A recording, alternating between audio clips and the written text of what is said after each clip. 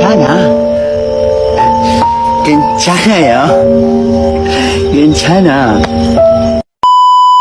Aku hanya memikirkan satu peraturan penting. Kenapa kau lakukan hari ini kalau kau bisa melakukannya besok? Hahaha.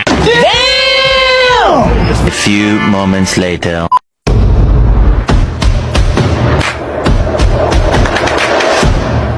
Assalamualaikum warahmatullahi wabarakatuh.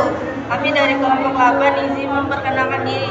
Nama saya Davina Lokfira dan rekan saya Alicia Nur Aprilia dan rekan saya Sila dan Aisyah Toriski. Berikut contoh kasus bullying yang ada di sekolah.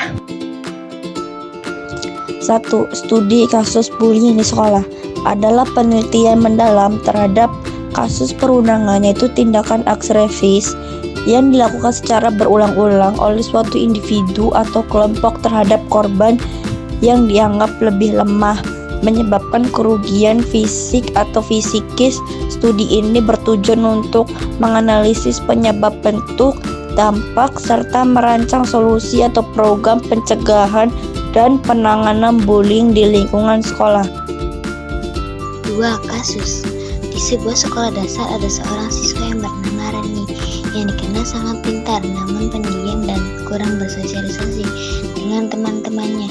Karena sifatnya yang tertutup dan tidak mau bergaul, beberapa teman sekelasnya mulai mengejek dan mereka seringkali menyingkirkan Rani dari kelompok bermain dan memanggilnya dengan sebutan yang menyakitkan seperti anak kutu buku dan antisosial. Bullying yang dialami Rani tidak hanya berdampak pada emosinya, tetapi juga pada semangat belajarnya.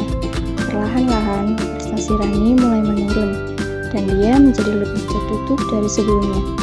Rani tidak pernah bercerita kepada guru atau orang tuanya, karena dia merasa takut dan tidak tahu bagaimana cara mengatasi masalah tersebut.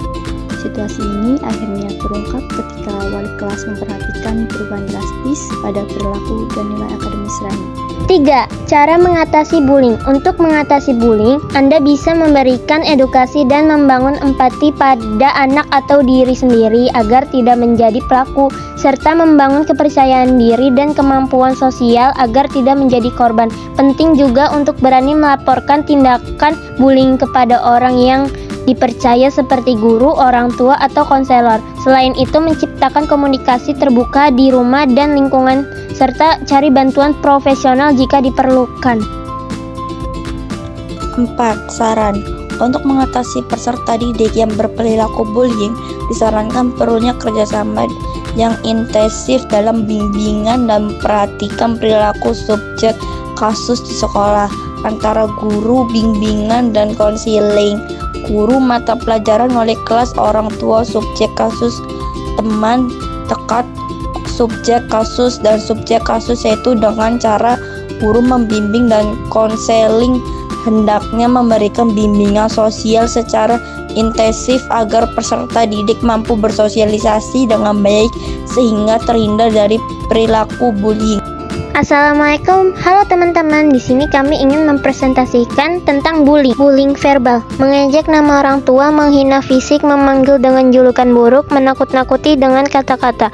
Dampak, menurunkan rasa percaya diri, membuat anak merasa tidak berharga. Bullying fisik, memukul, mendorong, menjambak, menjegal, merusak barang milik teman. Dampak, membuat korban takut ke sekolah, cedera fisik, trauma. Pengertian bullying. Bullying atau penindasan adalah perilaku agresif yang disengaja dan dilakukan berulang-ulang oleh satu orang atau sekelompok orang terhadap orang lain yang dianggap lebih lemah. Penyebab bullying. Faktor individu seperti rasa ingin berkuasa, kurang empati, trauma. Faktor keluarga, pola asuh yang keras atau permisif, kekerasan. Faktor sosial dan lingkungan. Lingkungan yang menganggap bullying wajar, kurangnya pendidikan, serta pengaruh media massa yang menampilkan kekerasan.